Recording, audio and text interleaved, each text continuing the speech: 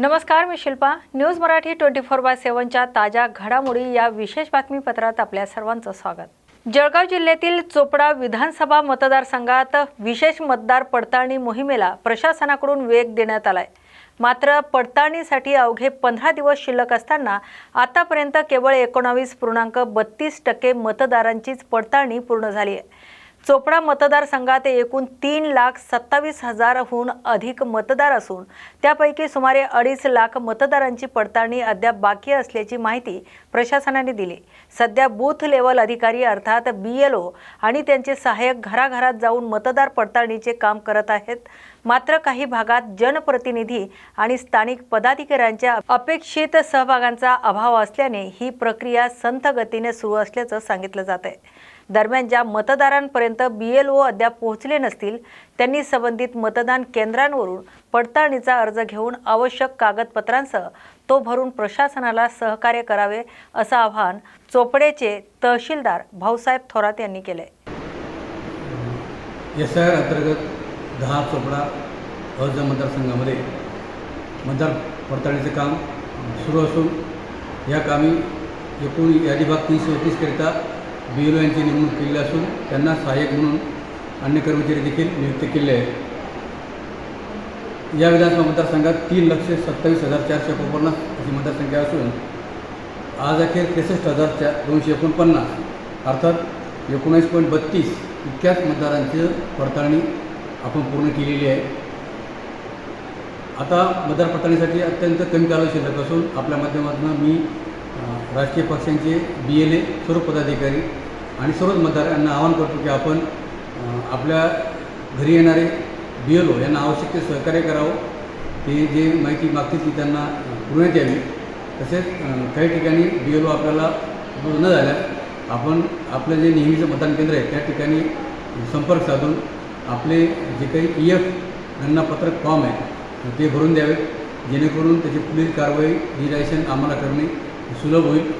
अजून देखील आपल्याला जवळपास 2.5 लाख मतदारांचं डिजिटायझेशन करणे बाकी आहे आणि शेवटची 15 दिवस शिल्लक आहे.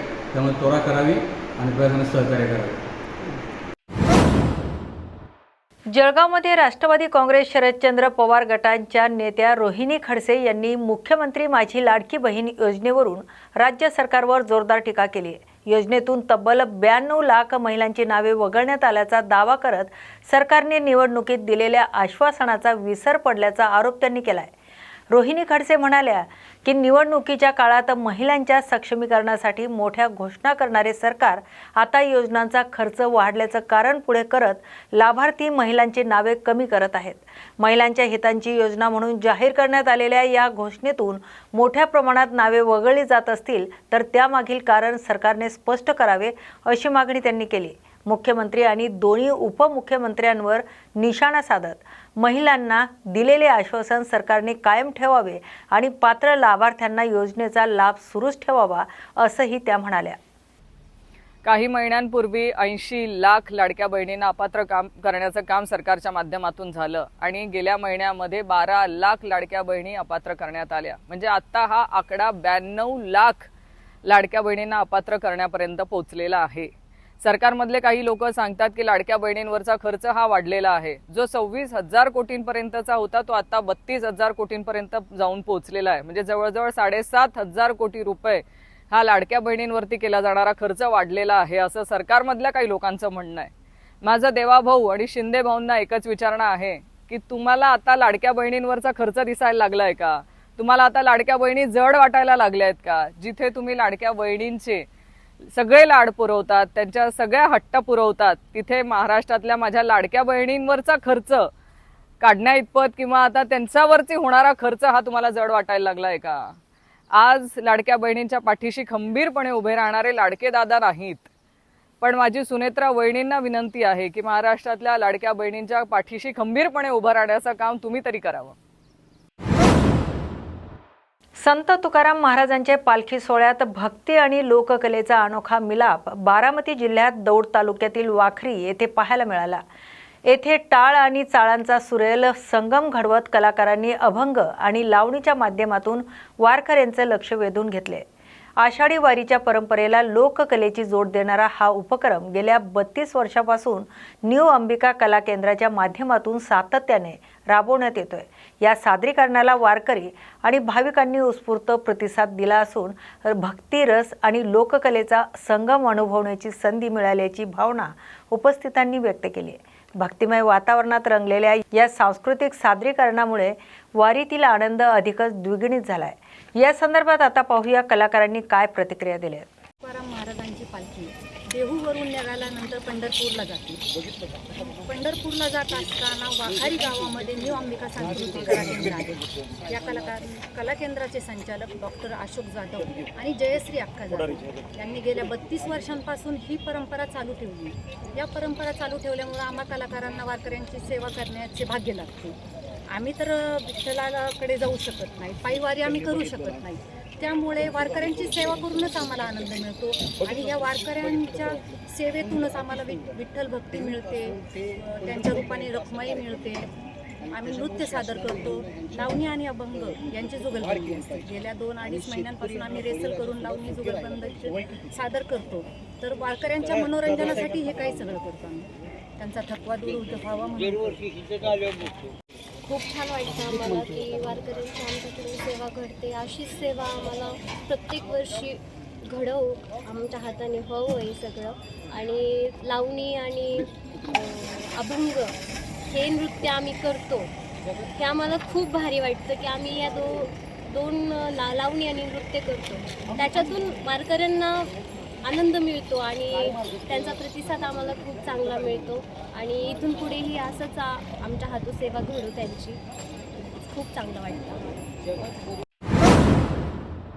भिवंडी शहरातील चाविंद्रा येथील डम्पिंग ग्राउंडवर झालेल्या दुर्घटनेत 3 वर्षीय शनिया अब्दुल हक हिचा मृत्यू झाल्यानंतर या प्रकरणात राजकीय आणि प्रशासकीय हालचालींना वेग आलाय। आज आमदार रईस शेख यांनी घटनास्थळी भेट देत दुर्घटनेची पाहणी केली आणि संपूर्ण घटनेची माहिती अधिकाऱ्यांकडून घेतली। यावेळी त्यांनी मृत चिमुरडीच्या कुटुंबियाची भेट घेऊन त्यांचं सांत्वन केलंय।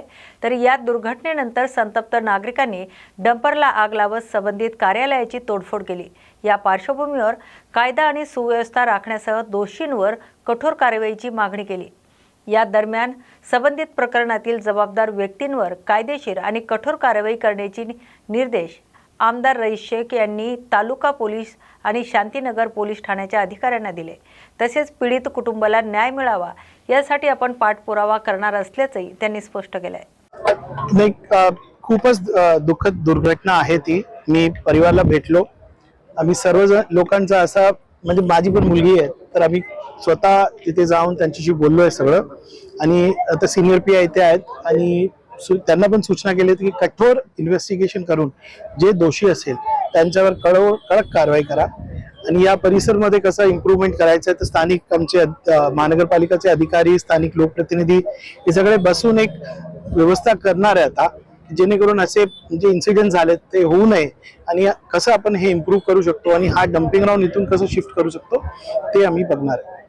नक्की अजून 2 दिवसापासून आता डम्पिंग ग्राउंड देखील बंद करण्यात आलाय, त्यावर काय निर्णय घेण्यात आला? नाही, ते स्थानिक लोकप्रतिनिधी बसतील आणि अधिकारी बसतील आणि काय मार्ग त्याच्या काढतील। अमरावतीचे आमदार रवी राणा यांनी शिवसेना उद्धव बाळासाहेब ठाकरे पक्षप्रमुख उद्धव ठाकरे यांच्यावर टीका करत विविध मुद्द्यांवर भाष्य केले। हनुमान चालीसा आंदोलनाची आठवण करून देताना त्या काळात हनुमान चालीसा पठणाचे आवाहन केल्यामुळे आपल्यासह आमदार नवनीत राणा यांच्यावर राजद्रोहाचा गुन्हा दाखल करण्यात आला होता आणि 14 दिवस तुरुंगात राहावे लागल्याचा दावा त्यांनी केलाय। रवी राणा म्हणाले की आता उद्धव ठाकरे हनुमान चालीसा आणि हिंदुत्वाची भूमिका मांडत असल्याचं दिसत असून त्यांच्या विचाराचं शुद्धीकरण सुरू झाल्याची टीकाही त्यांनी केली। त्याचबरोबर उद्धव ठाकरे नागपुरात आल्यास राष्ट्रीय स्वयंसेवक संघाच्या मुख्यालयात जाऊन डॉक्टर केशव बळीराम हेडगेवार यांच्या स्मारकासमोर नतमस्तक व्हावे असं आवाहन रवी राणा यांनी केलंय। तसेच अमरावतीतील हनुमानगडी येथे येऊन हनुमान चालीसा पठण करण्याचं निमंत्रणही त्यांनी दिलंय। उद्धव ठाकरे अमरावतीत आल्यास त्यांचा सन्मान करून त्यांच्यासोबत हनुमान चालीसा पठण करू असंही रवी राणा यांनी सांगितलंय। प्रमाणे उद्धव ठाकरेजी नागपूरला येऊन हनुमान चालीसाचं पठण करणार आहे, राम मंदिरामध्ये जाणार आहे। ज्या ठिकाणी मुख्यमंत्री असताना 2.5 वर्ष ते मंत्रालयामध्ये गेलेले, विदर्भामध्ये शेतकऱ्याच्या बांधावरून शेतकऱ्याच्या बांधावर जाऊन शेतकऱ्याचे आसू पुसून म्हटलं होतं. शेतकऱ्याचा बांध वाहून गेला, शेती वाहून गेली, शेतकरी वाहून गेला. पण 2.5 वर्ष मुख्यमंत्र्यांचा विदर्भामध्ये पत्ता नव्हता आणि त्या ठिकाणी हनुमान चालीसा वाचतो म्हणून या संकटातून बाहेर निघण्यासाठी आम्ही वारंवार त्यांना वेळ मागितली. मंत्रालयामध्ये गेलो, भेट झाली नाही. अनेकदा फोन लावले, वेळ दिली नाही. मग हे जे संकट आलं होतं कोरोनाच्या काळामध्ये, शेतकऱ्यावर आलं होतं, शेतमजुरावर आलं होतं, या संकटातून बाहेर निघताना जेव्हा हनुमान चालीसा वाचतो आम्ही म्हटलं, तेव्हा खासदार नवनीत राणा यांना जेलमध्ये टाकलं, मला जेलमध्ये टाकलं.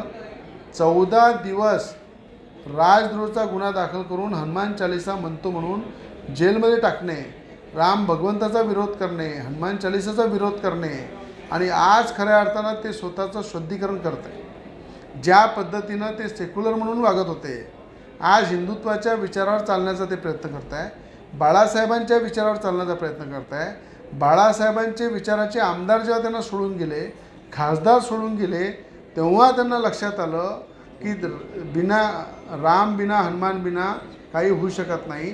म्हणून आज त्यांना जे त्यांचं शुद्धीकरण होत आहे, शुद्धीकरण होण्याचा त्यांचा जो प्रयत्न चालू आहे, नागपूरला ते येत आहेत. त्यांना माझं आव्हान आहे की संघ कार्यालयामध्ये हेगडावारजींच्या मूर्तीजवळ जाऊन त्या ठिकाणी त्यांना नतमस्तक त्यांनी झालं पाहिजे, त्यांच्या पायाची धूळ मस्तकाला लावली पाहिजे. तर खऱ्या अर्थानं खळं शुद्धीकरण हे उद्धव ठाकरेंचं होईल. आणि ज्या हनुमानगडी आम्ही अमरावतीला स्थापित केली, ज्या ठिकाणी 14 दिवस जेलमध्ये नवनीत राणा होत्या, मी होतो, हनुमान चालीसाचा विरोध करून त्यांनी राजद्रोह दाखल केला. आम्हाला घरून त्यांनी अरेस्ट करून लॉकअपमध्ये टाकलं, जेलामध्ये टाकलं. तेव्हा आम्ही संकल्प केला होता 151 फुटाची मूर्ती अमरावती हनुमानगडीला स्थापित करून त्या ठिकाणी उद्धव ठाकरे कधी अमरावतीला हेलिकॉप्टरने आले त्यांना दुरून दिसलं पाहिजे की ही हनुमानजीची मूर्ती आहे, जे हनुमान चालीसाला आपण विरोध केला आणि ही नवनीत राणा रवी राणांनी स्थापित केली. त्या मूर्तीवर उद्धव ठाकरेंनी येऊन हनुमान चालीसा तिथे पठण केलं पाहिजे. आम्ही दोघंही, नवनीत राणा आणि मी, त्यांचं स्वागत करू, सन्मान करू आणि हनुमानगडीला जर ते आले तर त्यांच्यासोबत हनुमान चालीसासुद्धा वाचन करू. तर खरं उद्धव ठाकरेचं शुद्धीकरण होईल, अन्यथा शुद्धीकरण होणार नाही. भाऊ, एक बोगस बियाण्याचा प्रश्न आहे. बोगस बियाणं सातत्यानं येत आहे आणि त्याच्या संदर्भात FIR देखील होत आहे. मात्र काँग्रेसच्या नेते यशोमती ठाकूर यांनी टीका केलेली आहे की सरकार या संदर्भात गंभीर नाही आहे आणि एकही आमदारांनी अमरावतीच्या हा बियाणेचा प्रश्न मांडलेला नाही आहे. शिवसेना पार्टीचे जिल्हाध्यक्ष प्रकाशभाऊ साबळे यांनी विषय मांडला. सुनील भाऊ राणा हे स्वतः रस्त्यावर उतरून त्यांनी आंदोलन केलं. ज्या पद्धतीनं बोगस बियाणा कंपनी ज्या आलेल्या आहे अमरावतीमध्ये, एक संभाजीनगरची कंपनी आहे, काही MP च्या कंपनी आहे, यांनी जे बोगस बियाणं सप्लाय केलं, शेतकऱ्याचं जे नुकसान झालं, मोठ्या प्रमाणात मशागत करून शेतकऱ्यांनी आपली जमीन तयार केली, बियाणं त्या ठिकाणी पेरलं आणि त्या ठिकाणी बियाणं बाहेर न आल्यामुळं जे शेतकऱ्यांची फसवणूक झाली त्या प्रत्येकावर गुन्हे दाखल करण्याचं काम केलेलं आहे. त्या कंपन्या महाराष्ट्रातून ब्लॅकलिस्टेड झाल्या पाहिजे आणि मालकावर डायरेक्ट मालकाला अरेस्ट केलं पाहिजे. ही मागणी मुख्यमंत्र्याकडे मी स्वतः केलेली आहे. म्हणून येणाऱ्या 8 दिवसामध्ये जर त्या बियाणा कंपन्यांनी शेतकऱ्याची नुकसान भरपाई दिली नाही तर थेट त्या कंपन्याला लॉक ठोकल्या जाईल, त्या ठिकाणी त्यांना ब्लॅकलिस्टच केलं जाईल आणि त्या मालकांना जेलामध्ये टाकण्यात येईल. अशा प्रकारचं आव्हान आम्ही स्वतः केलेलं आहे. सगळ्यात आधी युवा स्वयं पार्टीने आंदोलन केलेलं आहे. जे म्हणतात की कोणी आमदार पुढे आला नाही, सगळ्यात आधी आम्ही आलो, आम्ही मागणी केली, मुख्यमंत्र्यांना मागणी केली, मुख्यमंत्र्यांनी कारवाई केली, गुन्हे दाखल झाले. म्हणून कोणीही बोगस बियाणं आणि शेतकऱ्यांची फसवणूक करल त्याला सोडणार नाही, त्याला गजा टाकणार. एक शेवटचा प्रश्न, कर्जमाफी. नांदेडमध्ये आयोजित करण्यात आलेला all India state senior master kickboxing championship उत्सवपूर्ण वातावरणात संपन्न झाले. राज्याच्या विविध भागातून आलेल्या 400हून अधिक पुरुष आणि महिला खेळाडूंनी या स्पर्धेत सहभाग घेत आपलं कौशल्य पणाला लावत दमदार खेळाचं प्रदर्शन केलंय. यंदाच्या स्पर्धेचं वैशिष्ट्य म्हणजे प्रथमच दिव्यांग खेळाडूंनी सहभाग नोंदवत आपल्या जिद्द आणि क्रीडा कौशल्याची छाप पाडली. तसेच महिला खेळाडूंचा लक्षणीय सहभाग असल्याने स्पर्धेची रंगत अधिकच वाढली. नांदेडच्या क्रीडा संकुलातील स्टेडियममध्ये पार पडलेल्या या 2 दिवसीय स्पर्धेचं आयोजन दीपा गवले आणि किरण गवले यांनी केलं होतं. तर स्पर्धेचे उद्घाटन आमदार बालाजी कल्याणकर आणि आमदार आनंदराज बोंढाकर यांच्या हस्ते करण्यात आले. यावेळी निलेश शेलार, धनराज वाघमारे, शिवसेना जिल्हा प्रमुख गंगाधर बंडुरे यांच्यासह अनेक मान्यवर उपस्थित होते. राज्यात किक बॉक्सिंगला चालना देण्याबरोबरच खेळाडूंना राष्ट्रीय आणि आंतरराष्ट्रीय स्तरासाठी व्यासपीठ उपलब्ध करून देणारी ही स्पर्धा ठरली. स्पर्धेला खेळाडू, प्रशिक्षक आणि क्रीडाप्रेमींचा उत्स्फूर्त प्रतिसाद लाभलाय. 12 जुलै इंडोर संकुल नांदेड या ठिकाणी या स्पर्धेचं आयोजन करण्यात आलेलं आहे. या स्पर्धेमध्ये संपूर्ण महाराष्ट्रभरातील 400 खेळाडूंचा सहभाग आलेला आहे. या राज्यस्तरीय सिनियर स्पर्धा आहेत, पण सर्वप्रथमच या पॅरा किक बॉक्सिंगच्या या स्पर्धेमध्ये आपण इंट्रेस्ट केलेला आहे. दिव्यांग खेळाडूंसाठी पॅरा किक बॉक्सिंग या स्पर्धेचं आयोजन देखील करण्यात आलेलं आहे. आपले नॉर्मल खेळाडू तर आहेत, पण जे दिव्यांग खेळाडू आहेत त्यांना पण खेळामध्ये प्रोत्साहन भेटावं या दृष्टिकोनातून आपण आयोजन केलेलं आहे. राज्यस्तरीय स्पर्धेमध्ये जे पदक विजेते खेळाडू असतील त्यांची निवड राज्य नॅशनल किक बॉक्सिंग चॅम्पियनशिप मध्ये होणार आहे, जी की गुजरात या ठिकाणी 1 ऑगस्ट ते 5 ऑगस्ट दरम्यान होणार आहे. आपल्या राज्यस्तरीय किक बॉक्सिंग स्पर्धेचे उद्घाटन माननीय आमदार गोंधळकर साहेब यांच्या हस्ते या स्पर्धेचे उद्घाटन झालं आणि या यशस्वी स्पर्धा त्यांच्या सहकार्यातून खूप अतिशय उत्कृष्ट पद्धतीने आयोजित करण्यात आले.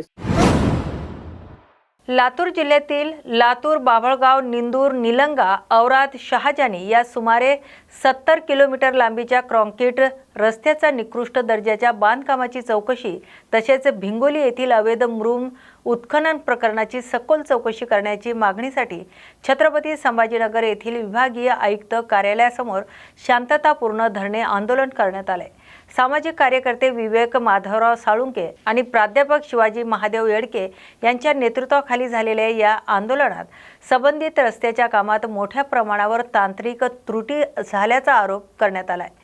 तसेच अनेक ठिकाणी रस्त्यावर भेगा पडणे, काँक्रीट उखडणे आणि रस्ता खचल्यामुळे वाहन चालकाचा सुरक्षिततेचा प्रश्न निर्माण झाल्याचा दावा आंदोलनकर्त्यांनी केला आहे. या प्रकरणाचा स्वतंत्र तृतीय पक्ष गुणवत्ता तपासणी करून दोषी कंत्राटदारावर आणि अधिकाऱ्यांवर फौजदारी तसेच विभागीय कार्यवाही करण्याची मागणी करण्यात आली आहे. याचबरोबर भिंगोली येथील गायरान जमिनीवर अवैध मुरुम उत्खनन, वृक्षतोड आणि तलावाच्या सांडव्यांची तोडफोड झाल्याचा आरोप करत संबंधितांवर कठोर कार्यवाहीची मागणी आंदोलनकर्त्यांनी केली.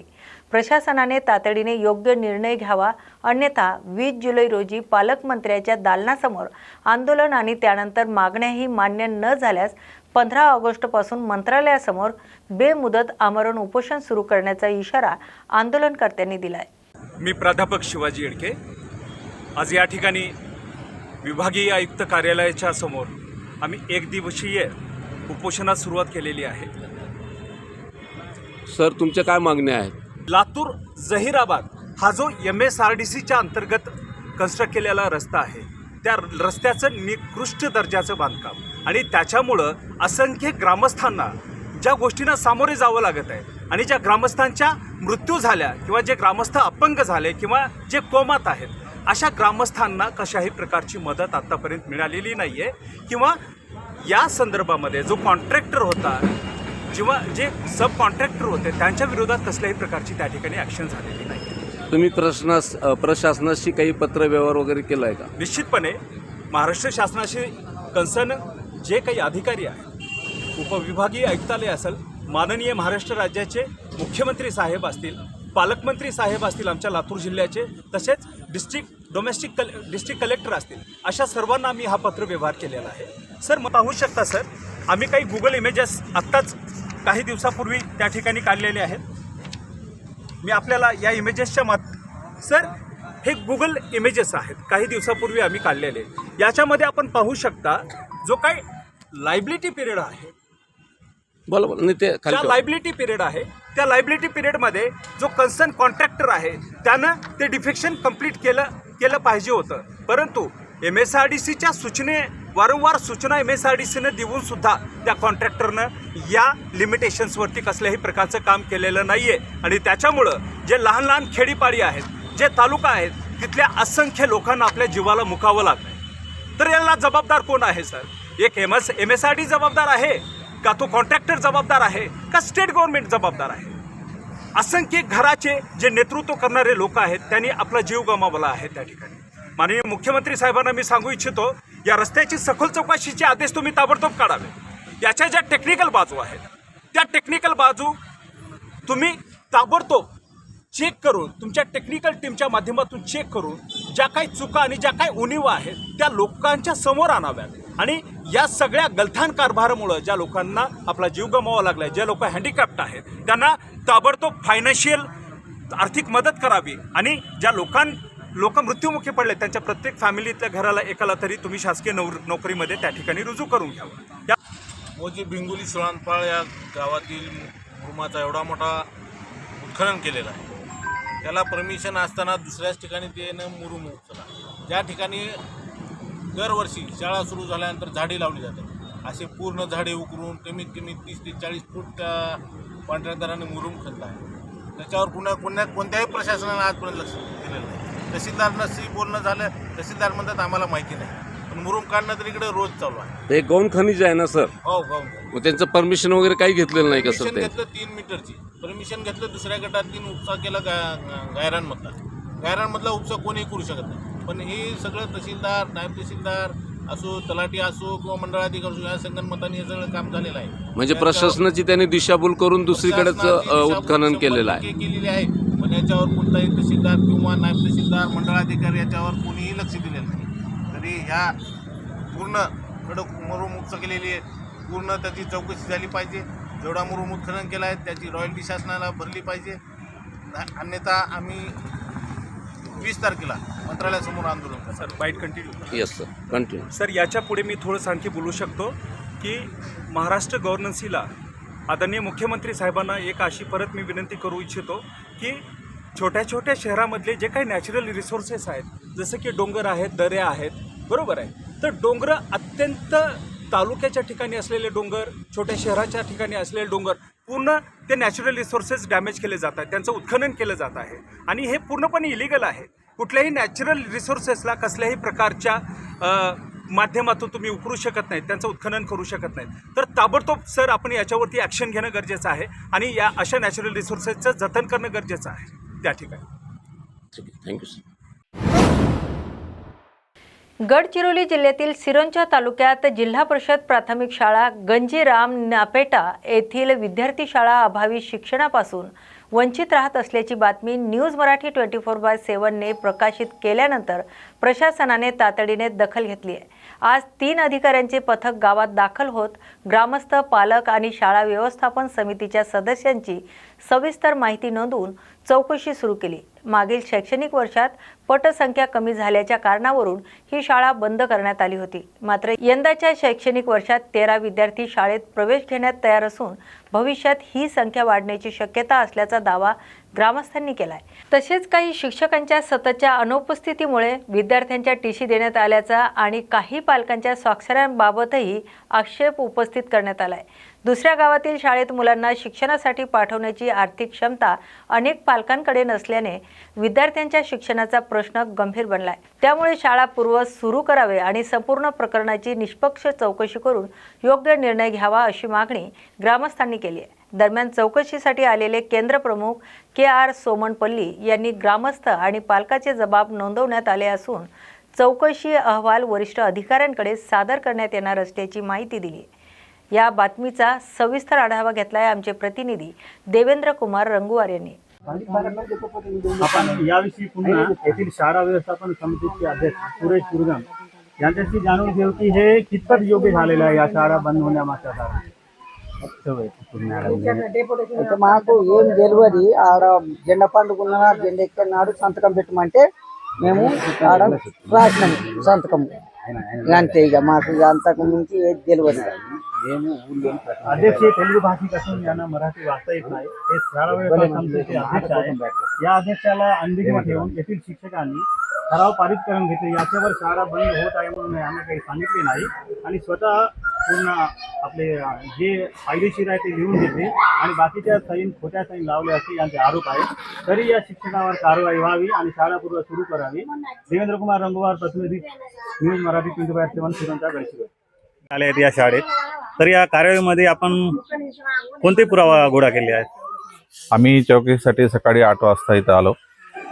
सर्व पालकांना इथं जमा केलं. सर्वांची पालकांशी संपर्क साधलेले आहे आणि इथं जे विद्यार्थी ते पेपरमध्ये ते तुम्ही दिले होते, न्यूज आला होता की विद्यार्थी आहे शाळेपासून वंचित आहे, त्या सर्व विद्यार्थ्यांचा आम्ही संपर्क केलेले आहे.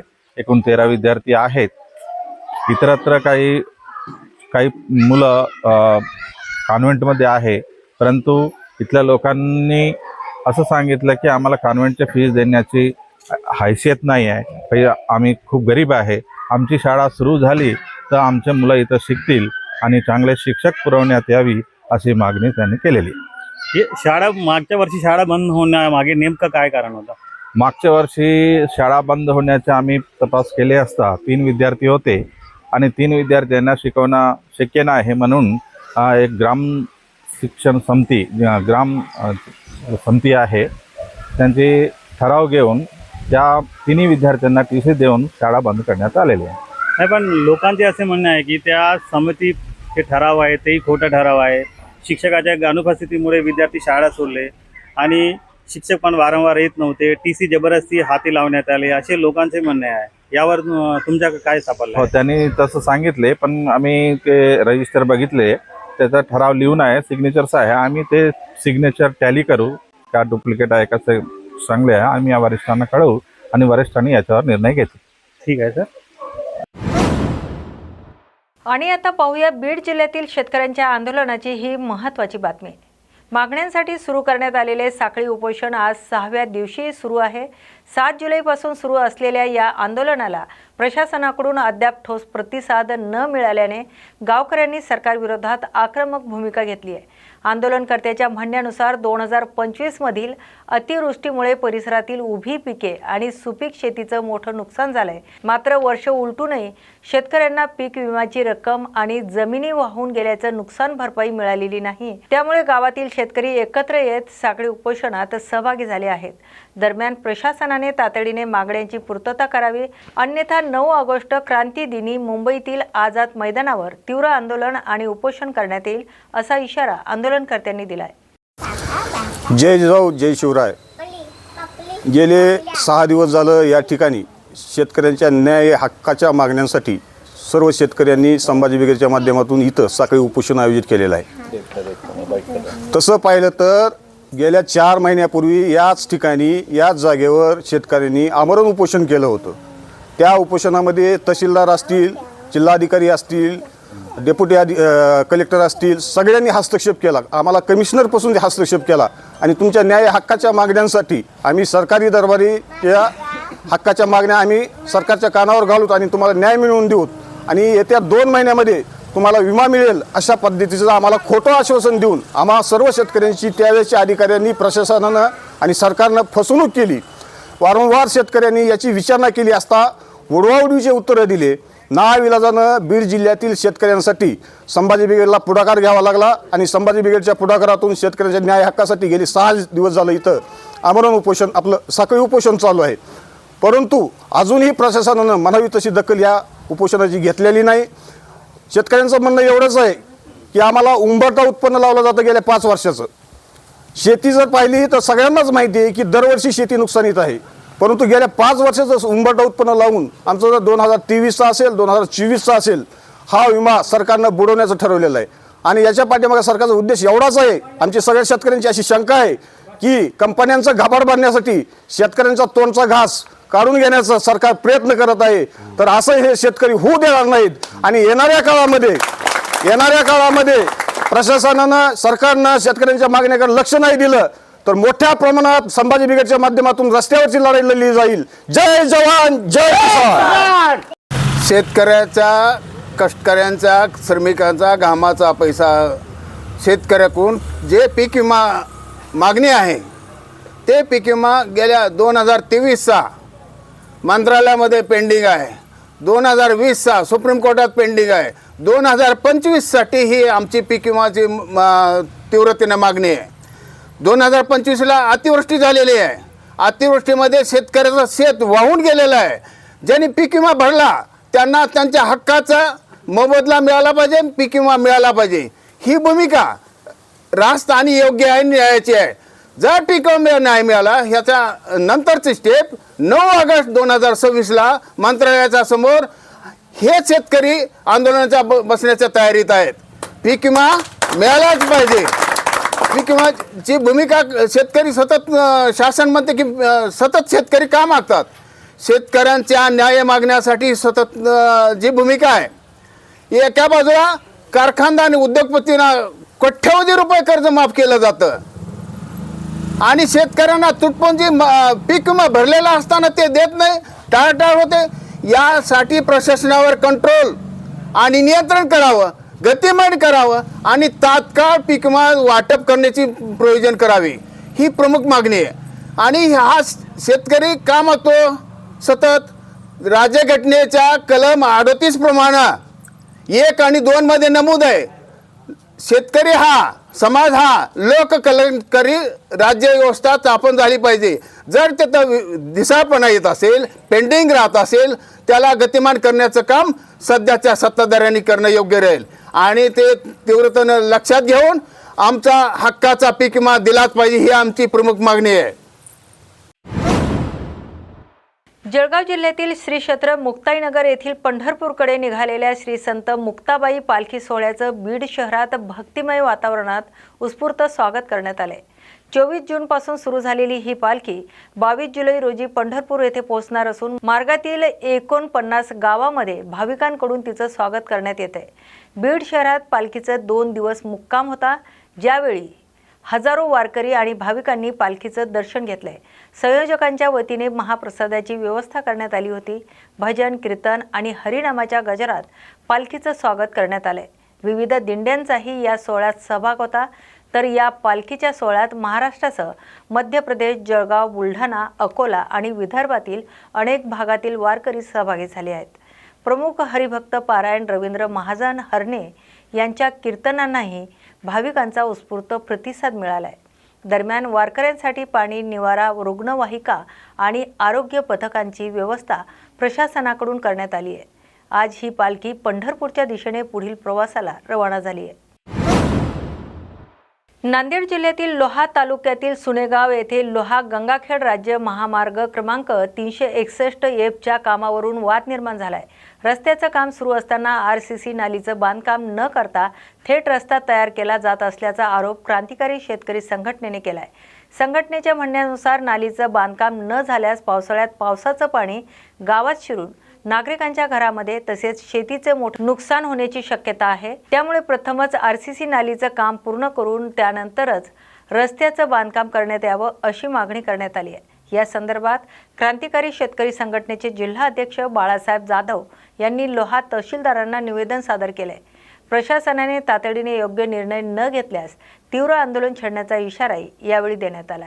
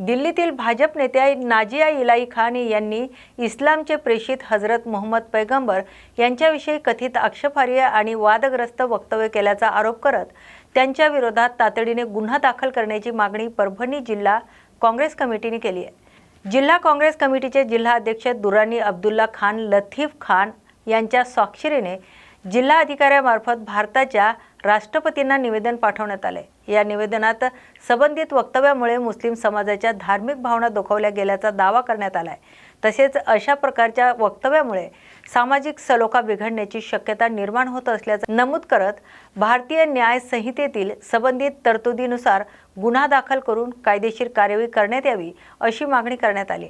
धार्मिक तेढ निर्माण करणाऱ्या वादग्रस्त वक्तव्याबाबत प्रशासनाने तातडीने योग्य ती कार्यवाही करावी अशी मागणी परभणी जिल्हा काँग्रेसच्या वतीने करण्यात आली आहे। याचबरोबर ताज्या घडामोडी या विशेष बातमीपत्रात आपण येथेच थांबतोय। अशाच नव्या आणि ताज्या अपडेटसाठी पाहत राहा न्यूज मराठी 24/7। नवा भारत, नवा विचार।